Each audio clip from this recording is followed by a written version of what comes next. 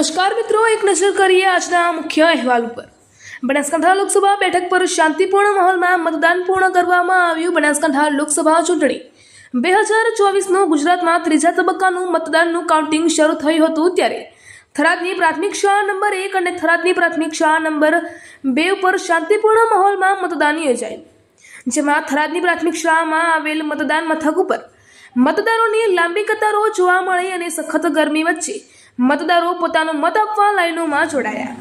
અને થરાદ ખાતે દિવ્યાંગ વૃદ્ધ મતદાતા સહાય વાહન દ્વારા દિવ્યાંગ લોકો પણ મતદાન મથક પર મત આપવા પહોંચ્યા અને જેમાં વહેલી સવારે મતદાન મથક પર મતદારો આવી પહોંચ્યા અને મતદાન મથક પર કોઈ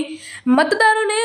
અગવડ ન પડે તેવી સુવિધા કરવામાં આવી અને મતદાન મથક પર કોઈ અનિચ્છનીય ઘટના ન બને તેની સુરક્ષા માટે થરાદની પ્રાથમિક શાળા નંબર 1 અને થરાદની પ્રાથમિક શાળા નંબર 2 ખાતે